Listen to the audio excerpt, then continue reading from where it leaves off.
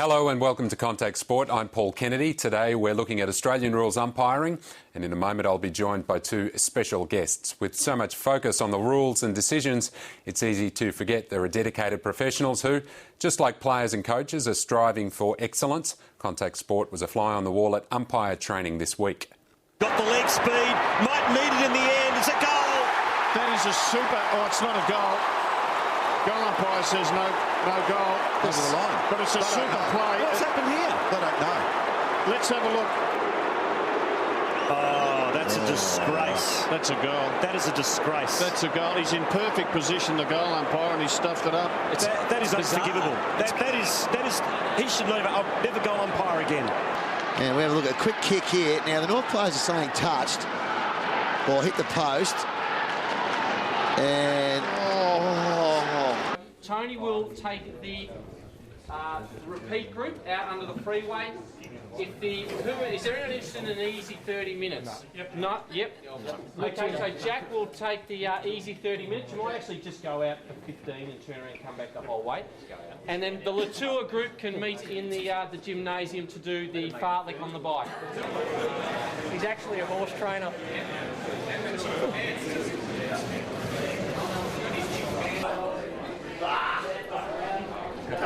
Can't get it.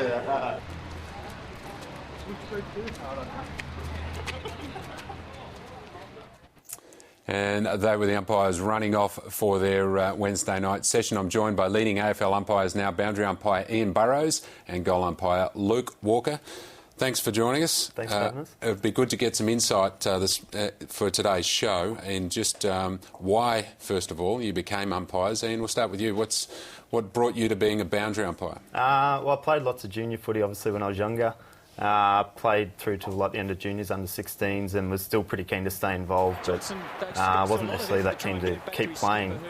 So a good way, I was always pretty fit as a youngster, so I thought a good way to stay involved was to take up the boundary umpiring. And it was your running ability that saw you go on and become an AFL umpire? Yeah, well, I was always a pretty good runner, nothing terribly special, but loved getting out and having a run. So boundary umpiring, of course, there's plenty of running up and down the line, and I thought that might suit sort of my skills. We'll talk about the fitness and your fitness benchmarks in a few moments. But Luke, what brought you to goal umpiring? At what point do you say to yourself, I want to be a goal umpire?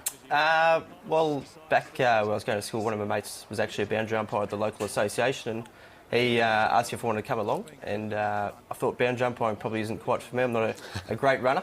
So he suggested I do the goals, and I did say to him, I said, why would I want to do that? And he said, you can do 2 games in one day, so you get paid double. So as a 15, 16-year-old, I thought that sounds okay, so I'll give that a go. And you stayed with it despite your busy life, because you've got a full-time job, obviously, but you're also a district cricketer. Were there decisions along the way for you to either give it up or stay with it? Yeah, definitely. I mean, it's both take up a lot of time. Lucky enough that obviously the 2 seasons are split apart to some degree, but there are times when I do have to make decisions about whether it's going to be cricket or umpiring, especially towards the end of the cricket season and the start of the footy season. So the AFL try to help me out and encourage me to keep playing cricket, and try to help me out with appointments for the start of the season as much as possible.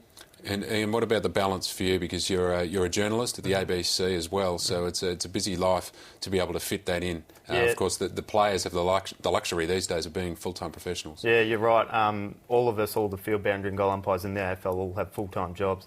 So yeah, it can be quite difficult balancing all your training plus your commitments on game day, your compulsory training sessions, meeting all the fitness requirements, etc.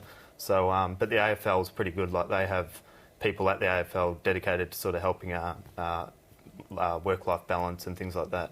And they'll always, try and accommodate where they can to make sure you've got the right balance. Yeah, no doubt one of those people is Jeff Geishan, and I spoke to him on Wednesday night as part of our visit to the umpires training. Let's hear now from Jeff Geishan about the task of getting so many umpires out to those games during the week. There is a lot of pressure goes with that. I mean, we have 8 rounds a week, or 8 games a week. We're a little bit different to the clubs, obviously. They have one team to look after and maybe a reserves team, but we have 8 teams of umpires that go out every week to perform. And Across Australia, we put out 188 people. That's field umpires, boundary umpires, goal umpires, interchange stewards, timekeepers, ball stewards, all their observers and coaches that we expect a level of performance from. And I guess when you've got 188 people going out there, there's always the opportunity or potential for one or two of those to maybe have an off day, maybe make a few mistakes. And when that happens, obviously the pressure comes on us. You know, you would have seen firsthand tonight the level of sort of professionalism that the coaches go about their business with, the level of professionalism that the fitness staff go about their business with, and then the meetings they have regarding teamwork and how they're going to go about it on the day. So, some people might say it's an overkill, but no, we think the game demands the utmost professional performance from our people, and we try to deliver on that every week. And yes, we're going to make mistakes. I think there's a perception out there of 100% accuracy 100% of the time, but I can tell you, after 10 or 11 years in this role, that's never going to happen. It hasn't happened before, and it probably won't ever happen in the future. So we've got to understand mistakes will be made. We've just got to try and make sure we minimise those and be as consistent as we possibly can be. And if we do make mistakes, we need to articulate that and put that out there, because we don't want people thinking that we've changed interpretation or changed the way we do things. Jeff Geeshan there, and much has been made of those mistakes from last week. But I want to talk about fitness now and just how far umpiring's come. Luke, we'll look at some vision from the 1970s now just to show us what a traditional goal umpire looks like. But you've got a lot of fitness requirements these days. Can you tell us a little bit about your training? Yeah, definitely. Pre-season, we've got to pass a 5-kilometre benchmark time, which is approximately 24 minutes. Throughout the season, our training's more aimed at speed and agility.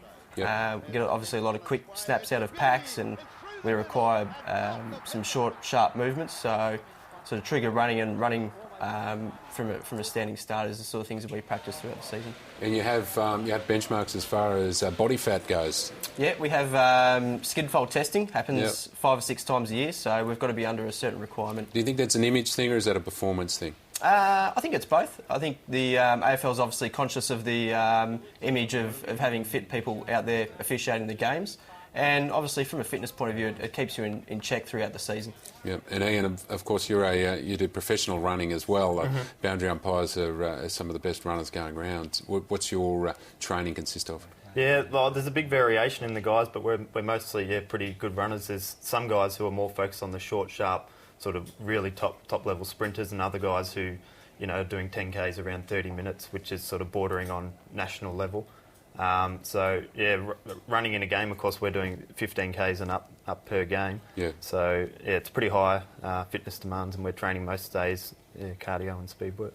All right. Well, let's look at the other pressures that you have and the mistakes. We've touched on it briefly, but there was a lot of criticism last week of some of the goal umpiring decisions, and I asked Jeff Geeshan on Wednesday night just what he thought about the immediate criticism that is given to umpires, and this is what he said. We always say that if we've made mistakes and if they're blatant and there's a level of performance there that's not acceptable, we're more than comfortable with any level of criticism that comes our way. I guess the umpires, and I've been close to them now for a long time, where we do get frustrated is when they actually get it right, and some commentators still infer that they got it wrong or infer that, it's not right. That is really frustrating.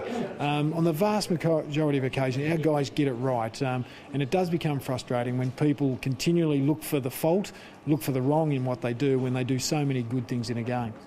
The Laws Committee meet several times a year, and Andrew McKay has been around the club and got a lot of ideas and consulted heavily there. So a lot of this information we've been privy to and sort of realised the stuff is in the pipeline. So we had a chance to get our head around that. But at the end of the day, decisions will be made by the Laws Committee, the Commission and what have you. And at the end of the day, we will do what we're asked to do. It's quite simple. Would it be easier for the goalies, though, do you think?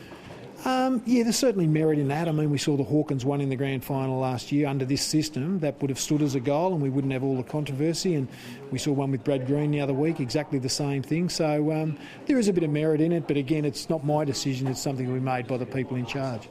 And there was a big video review session that was held during the week, as it is every week, to talk about some incidents. Let's look very quickly at an incident before we have a look at the review.